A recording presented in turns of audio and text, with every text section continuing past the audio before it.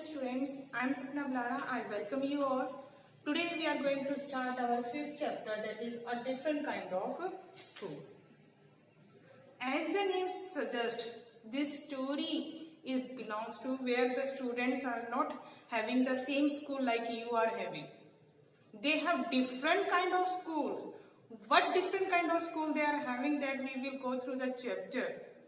Like they don't have to study like you are studying in your class regularly. No. They have special day where they have to become deaf, dumb, cripple, like that they have to become in a single day. Each and every student has to perform that duty, and how they are performing, what are the things they are learning from those kind of schools, that is the story based on. So let's start the story. Do you know these words? If you don't find out their meaning, bandage, you know very well. When somebody heard at that time, the doctor or your parent or your teacher is applying bandage on your mouth, that is bandage. Crutch, cripple, crutch. When you are having some problem in your life, at that time you are using those sticks to support yourself, that is crutch, जिसको हिंदी में बैसाखी बोलते हैं. Cripple, you are not able to walk properly, you have some problem in maybe in your one leg, at that time you are just walking without the help of both the legs at that time, that is cripple. Owner, you know very well. Misfortune, something happened to you, that is bad luck, or we can say that. System, you know very well. Look at the picture in this unit and guess in what way this school may be different from other school. How that school is different from your own school. That we will check in the chapter. I had heard a great deal about Miss Beam's school. यहाँ पे बहुत कुछ सुना हुआ था Miss Beam school. The school that is different belongs to Miss Beam. Okay? But not till last week did the chance come to visit. अभी तक chance नहीं मिला था ऑथर को जाने का, लेकिन लास्ट वीक उनको टाइम मिला, चांस मिला उस स्कूल में विजिट करने का. When I arrived, there was no one inside but a girl of about 12. कोई नहीं था, सिर्फ एक लड़की थी जो 12 साल की थी. Her eyes were covered with a bandage. उसकी आंखों पे पट्टी, bandage, you know very well bandage, what is bandage? Covered with bandage, and she was being led carefully between the flower beds by a little boy. If somebody is doing the duty of a blind, then someone is also there to help that boy or girl.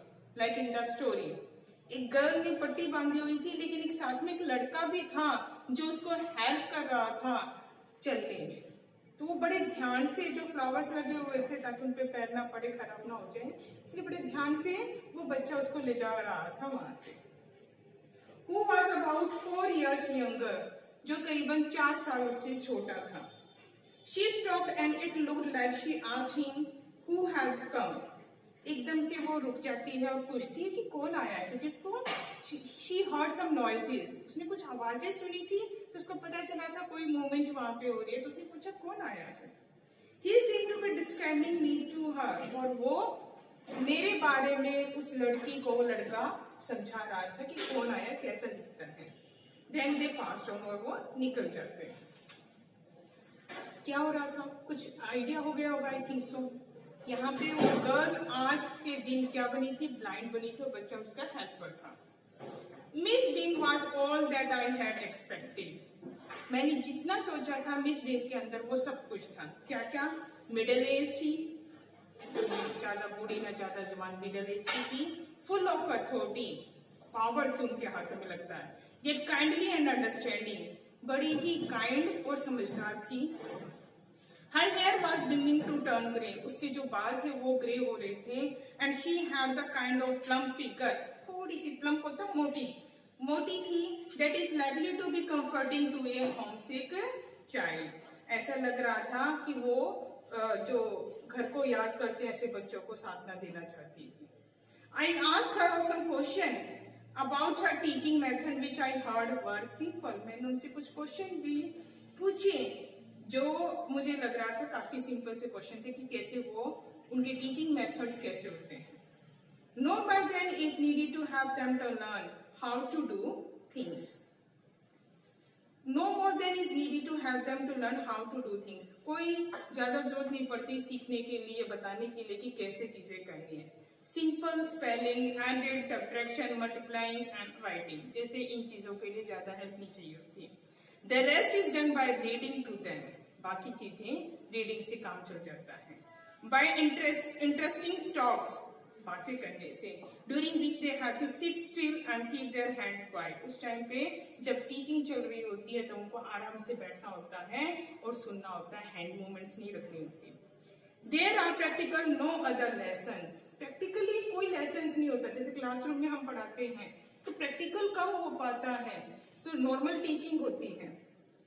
The real aim of the school is not so much to teach thought as to teach thoughtfulness. हमें जो सही नए नए विचार सिखाना होता है उनको सिर्फ वही नहीं बनाना, तो उनको खुद सोचना हो, खुद से वो सोचे, नए नए आइडियाज यूज करे, ऐसा बनाना हमारी मेन रिस्पॉन्सिबिलिटी होती है. काइंडनेस टू अदर, दूसरों पे दया दिखाना. एंड बीइंग रिस्पॉन्सिबल सिटीजन, एक अच्छे रिस्पॉन्सिबल नागरिक बनना अपने देश का ज्यादा जरूरी है. Look out of the window a minute will you. क्या तुम एक मिनट देखोगे विंडो से बाहर? I went to the window which overlooked a large garden. मैं विंडो तक गया और मैंने देखा एक बहुत बड़ा गार्डन वहां पे था. एक प्लेग्राउंड एट द बैक, और एक प्लेग्राउंड भी था बैक में. What do you see? Miss Beam asked. Miss Beam ने पूछा आप क्या देख रहे हो? I see some very beautiful grounds. मैंने बहुत अच्छे ग्राउंड्स देखे वहां पे. I said and a lot of jolly children, और खुश बच्चे देखे. It pains me though to see that they are not also healthy. लेकिन मुझे दुख हो रहा है ये सोच करके, ये देख करके कि वो सब हेल्दी नहीं है, सब में कुछ ना कुछ प्रॉब्लम है. एंड एक्टिव लुकिंग, और देखने में वो एक्टिव भी नहीं लग रही है. When I came in, I saw one poor little girl being led about. और जब मैं आया था तब मैंने देखा था एक लड़की, आपने देखा था बैंडेज लगी डाल रखी, उसने बांध रखी थी और उसको एक लड़का लीड कर रहा था. She has some trouble with her eyes. उसकी आंखों में कुछ प्रॉब्लम थी. And now can I see two more with the same difficulty. और अब मैं तो और भी देख रहा हूँ जिसको वही प्रॉब्लम थी, उनको भी दिक्कत थी. And there is a girl with a crutch. और वहां पे एक लड़की दिखाई दे रही है जिसने बैसाखी पकड़ी हुई है. Watching the others at play, जो दूसरों को खेलते हुए देख रही है. She seems to be a hopeless cripple. वो एक दिख रही है कि होपलेस क्रिपल होते लंगड़ी से, जिसके पैर में प्रॉब्लम होती है, तो वो ऐसा कुछ दिखाई दे रही है.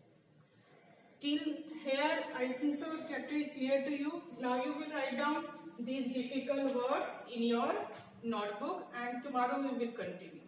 Thank you.